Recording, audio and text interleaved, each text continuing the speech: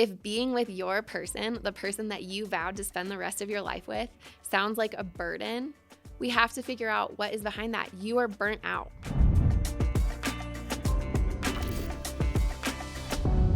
We have to stop pretending like it's possible for two spiritually exhausted people to have a thriving marriage. It's not.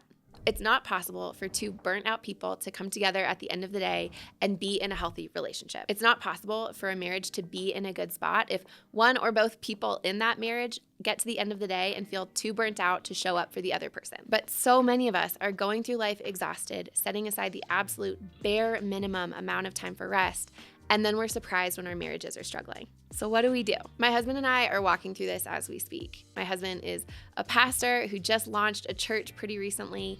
I'm navigating a lot of career changes in my own life. We have 2 toddlers, we've got 1 baby on the way, and life just feels so insane. It's a lot, and it's so easy to just live in survival mode. But then both of us are miserable and tired, and we're disconnected from each other.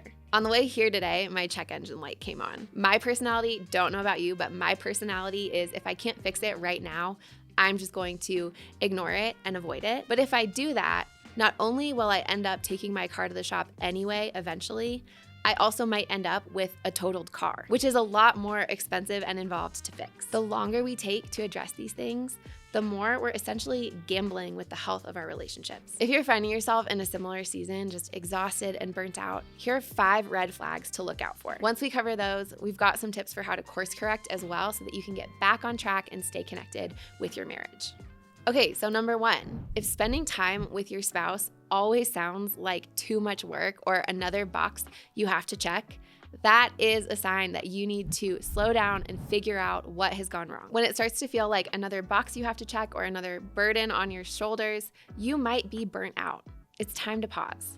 Red flag number 2, you are quick to anger. Reactivity isn't just about your emotions, it's about your nervous system. When your body needs rest, all of those feelings are gonna feel bigger, and it's gonna be that much easier to take them out on the people who are closest to you in your life. I know for me, in the past few weeks of being pregnant and having toddlers, it's been such a fight to not raise my voice or react too strongly when my kids aren't listening to me. And when I actually take the time to just sit and rest and take a few deep breaths, it's a lot easier for me to respond in the ways that I know I want to. And if you're constantly responding to your spouse with negativity and frustration, it will absolutely erode your connection.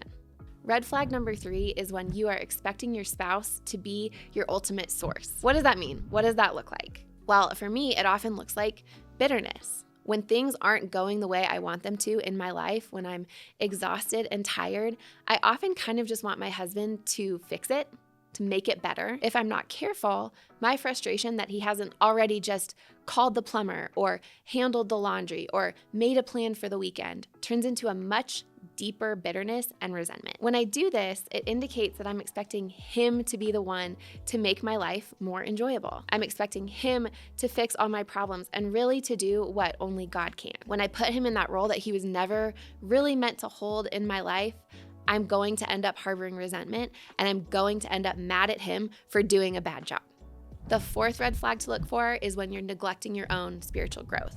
A lot of us are familiar with that verse in 2 Corinthians 6:14 that says, "Do not be yoked together with unbelievers." And actually, I think the same idea applies to the spiritual health of a marriage relationship. Yokes are meant to distribute a burden equally across 2 oxen. If one of the animals is physically unable to pull, the yoke ceases to do its job. And the oxen end up pulling against one another instead of partnering together to get the task done. So if one or both of you are neglecting your spiritual health because you're just so tired, not only are you going to end up more and more depleted, you're also going to end up fighting each other instead of working together.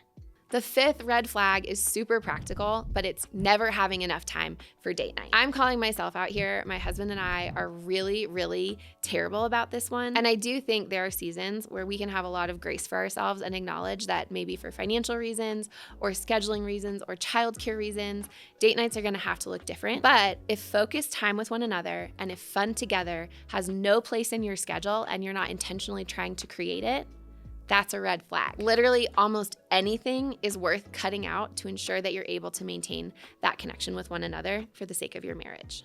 So say you've identified one or more of those red flags and you want to know how to get back on track. You want to know how to address the problem before it gets worse. How do you course correct? Well, I think the most important thing to remember is that Christ is the true source of your life. Christ alone can restore and replenish you in those exhausted seasons. In Matthew 11, verse 28, Jesus says, "Come to me, all you who are weary and burdened, and I will give you rest." Jesus doesn't necessarily mean he's going to create a ton of leisure time in your life. He doesn't necessarily mean you're going to get a 2-week-long vacation. But on a soul level, Jesus can restore you to a place where you are able to show up for those things that he has called you to in this season, even if the season is crazy. Both people in a marriage need to be seeking and connecting with Christ daily to survive those really busy and exhausting times in life. The second way to course correct is to remember that marriage should actually be something that draws you closer to God. I actually think this is one of those really cool things about marriage is that through our spouse, God often provides that soft place to land. So whether you need a hug at the end of the day or connection with another person, you need a space to vent, or you just need someone to laugh with, your spouse is supposed to be that person. If we don't make space to enjoy our marriages in this way, I actually think we deprive ourselves of one of the ways God uses marriage in our lives to draw us to himself. And I know that's not the reality for a lot of people, especially in those tougher chapters of life. So if that's you, I would really recommend seeking out Christian marriage counseling. So we'll have some resources linked below. The next course correction I might suggest is being ruthless with your schedule. You want to make sure that the way you're spending your hours aligns with your priorities for your life and for your marriage. Cut whatever you have to for the sake of making that space to connect with your spouse. Honestly, I think sometimes Christians are guilty of being signed up for so many church activities that we actually end up neglecting our relationships at home. So if this means you have to quit a Bible study or two, I think that's worth it. Ultimately, I think Jesus would tell us to sacrifice whatever we have to for the sake of our spiritual health and our ability to remain connected to him, our source of life. But as you're doing that, I would encourage you to ask these questions. What brings you life? What makes you feel connected to God? God wired your brain and God wired your heart, and he knows those things that will bring true rest to you and will also allow you to connect with him. They're often the same thing. So maybe for you, that's gonna look like making space to go on a hike and pray. Maybe that's gonna mean taking additional time to be in community with people who just make you feel seen and heard. Maybe that's going to mean something creative like painting or writing. But know that God is capable of meeting you in those spaces of rest and replenishment and revealing more of himself to you through those. The last way to course correct is to know your limits. This is going to be pretty individual, but especially if you're earlier in marriage, it's really important to keep track of those circumstances that are going to lead to you or your spouse feeling really burnt out and exhausted and out of control. Some of us have a really high capacity for stress and busyness. Some of us don't.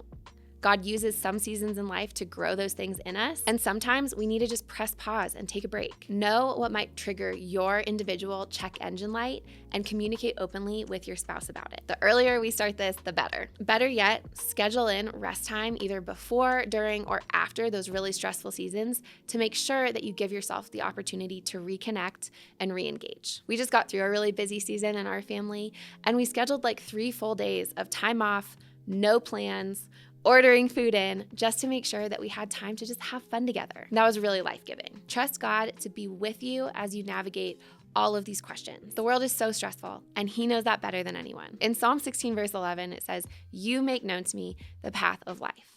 God knows the world is stressful. He knows that we are all kind of going through it, and he will guide us into those places of rest, into those quiet waters and those green pastures that he promises us in Psalm 23. And I know that some people are watching this video and this whole thing just made them feel really discouraged. Maybe you're going through a season of burnout yourself. Maybe your spouse is just really exhausted and you don't feel connected at all.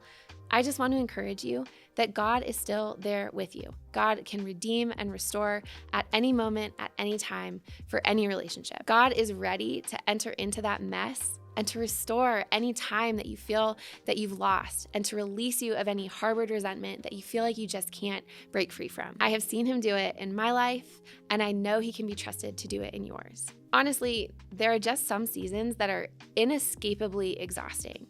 Maybe you're dealing with medical complications and you guys are in the hospital a lot. Maybe your kids are going through something and you just have no choice but to be fully present, fully on, fully engaged in a place that isn't your marriage. You don't have to pretend like you're not tired or like it's easy. But I really do believe that we can look to God even in those tough, busy seasons, knowing that He can provide rest and restoration even from unexpected places. You might actually even find that your marriage is stronger than ever when you just surrender to whatever God is trying to do. The key is to look to Jesus for restoration. So we're all pretty exhausted right now, and I would encourage you to send this to a friend if you know there's someone else in your life who's walking through a similar season of burnout. We just want to encourage you. So if this is something that you enjoyed and you want to see more videos like this, you can like and subscribe as well.